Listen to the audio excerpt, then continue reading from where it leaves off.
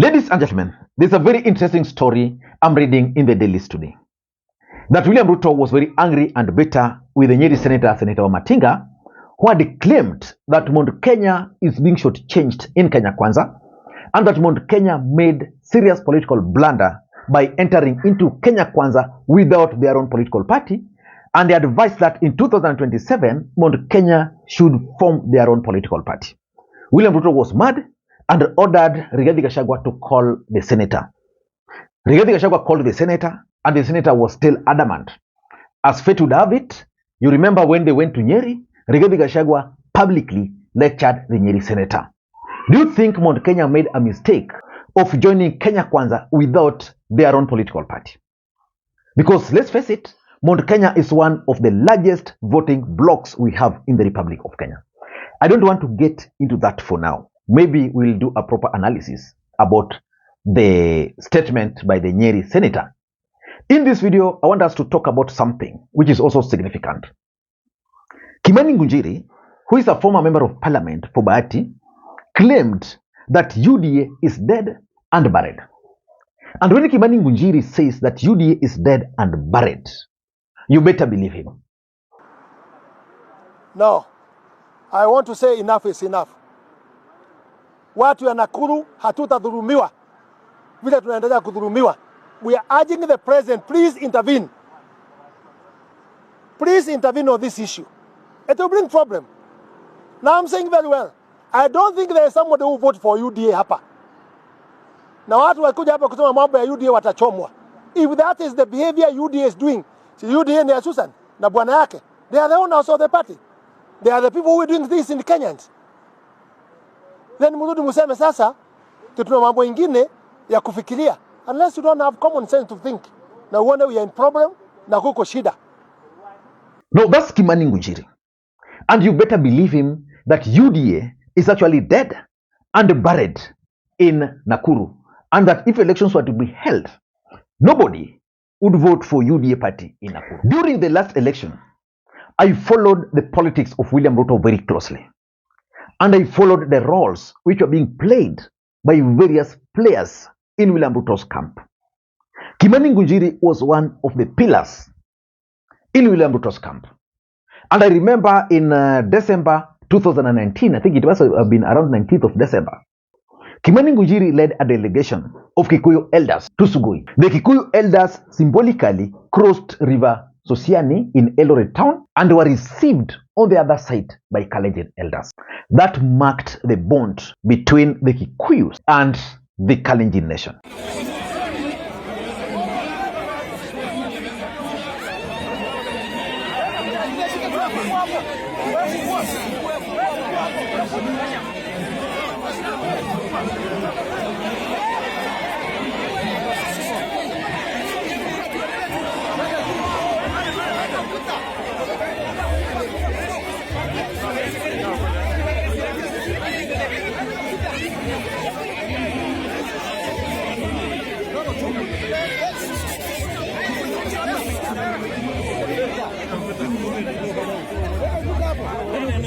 That is the day Uhuru lost Mount Kenya, in my view.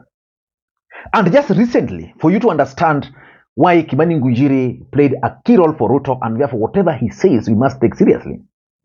Last year in October here, Kimani Ngunjiri revealed to Kenyans that he was part of a team that settled on the choice of Rigathi Gachagua as William Ruto's running mate. According to him, there were only 5 people in that room. There was Rigathi Gachagua, there was Dorcas Gachagua, there was William Ruto, there was Ndindi Nyoro, and himself. 5 people. Remember, the choice of Rigathi Gachagua was one of the most emotive choices for William Ruto. So the fact that Kimani Ngunjiri was amongst the top who made that decision, it means that Kimani Ngunjiri was playing a key role for William Samoei Arap Ruto. So in this video, I want us to do a critical analysis about the statement by Kimani Ngunjiri. First of all, let us listen to Kimani Ngunjiri. Well, ningependa kuangazia na kutoa maono yangu mimi mwenyewe kama Kimani Ngunjiri, kwa sababu ya mambo ambaye nimeona ikiendelea hapa Nakuru County, na nikasema nimejaribu sana kuwa very quiet, very silent for sometimes, lakini imefika mahala niweze kuaga watu wa Nakuru kuwaambia wamtamasie Mungu, because the way things are going in Nakuru County is unbelievable and it is very sad. Ni huzuni kubwa kabisa.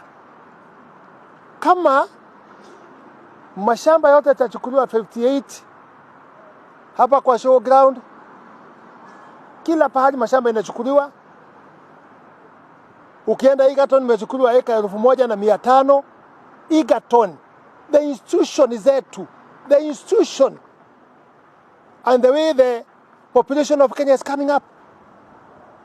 Instead of protecting institutions, sasa Nakuru County Governor ndio amefika pahali sasa ameona ya kukula sasa. It is very sad. I want to remind Susan Keka, he was voted by the people. And let me tell you as advice, I know you. Hii mambo ya kufikiria kufanya makosa yote ya kuiba mashamba yote, alafu unaenda kuambia watu panga laini kwa hapa 300 itafika mwisho. Now that's Kimani Ngunjiri alleging that if elections were to be held today, very few people would vote for UDA in Nakuru. Nakuru County is key for William Ruto's politics for three main reasons. Number one, Nakuru County shapes the politics of Mount Kenya. The diaspora in Nakuru determines how they vote. That's why even Uhuru and Ruto had to organize one of the biggest political rally in Nakuru County at that time. That's why Ruto also had to organize a major political rally in Nakuru in the last election. So Nakuru is very, very important in shaping the politics of Mount Kenya. And if you remove Nakuru, then definitely you remove Mount Kenya from Ruto, and there's no William Ruto. Number two, Nakuru County also shapes the relationship between the Kalenjin nation and the Kikuyu nation. You remember the clashes. That's what shapes the politics of Nakuru. So when the Kalenjins and the Kikuyus are working closely, they will always vote together. If they're not working closely, they vote separately. Then murudi museme sasa tutuna mambo ingine ya kufikiria, unless you don't have common sense to think. Na uone we are in problem na kuko shida. Na mpaka mimi naona sasa hapa nataka kupiganisha pia Wakikuyu na Wakalenjin. Ameingia katikati anataka kupiganisha. We were there 2007. Ile mambo ilifanyika hatungependa tena. Hiyo njia anapita ya kujaribu kupiganisha kabila na kabila hapa. Ajue we are not going to stop talking. And it goes down there. So William would not want a situation where something comes between the Kikuyus and the Kalenjins.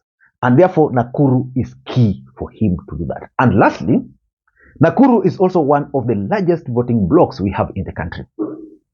Nakuru has over 1 million registered voters. Actually, the largest is normally Nairobi, then Kiambu. So if Kimani Ngunjiri is alleging that nobody will vote for Ruto in Nakuru, let's assume Ruto will get half of it. That would be a huge blow for William Samoei Arap Ruto. But what is the significance of the statement by Kimani Ngunjiri? That's what I want us to analyze in this video. But before we do that, for those who are watching this channel for the first time, please take a second or two, click that subscribe button so that next time we produce a video like this, YouTube will automatically notify you. And to the subscribers, I want to continue thanking you guys for your continued support, because without that support, this channel cannot be where it is. Ladies and gentlemen, without any further ado, let me dive in. What do you think is the political significance of the statement by Kimani Ngunjiri? Number one, for me, I'm reading division in Kenya Kwaza. In fact, that's why I began by talking about the Nyeri senator. Remember, currently in Mount Kenya, we are talking of Ndindi Nyoro versus Rigathi Gachagua. I don't think William Ruto is not able to resolve the issue between Kimani Ngunjiri and the senator, and the governor, Susan Kehika. And it's going to explode. It simply shows that in in Kenya Kwaza, there is some deep-rooted division. I've always told you that in Kenya Kwaza, they were brought together just because either personal interest or something else, but there was no ideology that was binding Kenya Kwanza leaders. For example, if you look at the history of Ruto, the history of Kimani Ngunjiri, the history of Susan Kihika, just put them together. You know, the only thing that maybe brought them together was the issue of land. Kimani Ngunjiri has history of land in Nakuru. Susan Kihika's father has history of land Kisumu. Ruto has the history of land Kisumu. These guys are fighting currently in Nakuru over the issue of land. Ni huzuni kubwa kabisa. Kama mashamba yote yatachukuliwa 58 hapa kwa showground, kila pahali mashamba inachukuliwa. Ukienda Egerton imechukuliwa eka 1,500. Egerton, the institution is there too. The institution and the way the population of Kenya is coming up. Instead of protecting institutions, sasa Nakuru County Governor ndio amefika pahali sasa ameona ya kukula sasa. Kimani Ngunjiri is alleging that Susan Kihika is grabbing almost all land in Nakuru. And the fact that Ruto cannot intervene, there are those who now believe that she's actually operating with the support of William Ruto. And that's why Kimani Ngunjiri was asking in that clip, hiyo nguvu anatoa wapi? Where can a governor get that kind of power, if not from the president? That's number two. It also shows that William Ruto has failed to listen to the ground. And that is the biggest problem. You know, William Ruto is being heckled. Not really, even if not him. I'm not saying it's him. But when William Ruto goes to a rally, 3 days, constant, people are being heckled in his rally. It means there's a problem. It means there's a problem. So the problem is simple. There's a disconnect between Ruto and the voters. His message and what voters want to hear are totally different. There's a disconnect somewhere. So unless William Ruto will figure out where the problem is, we are still going to see people like Kimani Ngunjiri talking the way they are talking. Number three, I think there is also growing rebellion by the Kikuyu nation, or Mount Kenya for that matter, against Kenya Kwaza. And the better these guys realize, the early, the better. I'm saying this because if you look at the way William Ruto managed to win the support of the Kikuyus, it was so fast. So fast. These guys did not even think twice. First of all, William Ruto went, formed UDA Party. What did he do with UDA Party? He convinced them that UDA Party was an alternative or was a Kikuyu-based political party. They used to own, Kikuyu Nation used to own UDA Party. You know, they were saying, okay, Jubilee imeenda, but now UDA ni chama ya Wakikuyu. I doubt if there's a single leader from the Kikuyu Nation elected on UDA Party who can stand on a platform today and tell the voters of the Kikuyu Nation that UDA is their party. Nobody will listen to them. So there's that growing rebellion by the Kikuyu Nation because maybe of the unfulfilled promises, the realization that they don't own UDA Party, that they should have listened to Uhuru Kenyatta, that they need their own political party. So there's that growing rebellion. And because of that, we are seeing them trying to express themselves. And lastly, Uhuru Kenyatta factor, in my view, is also playing here.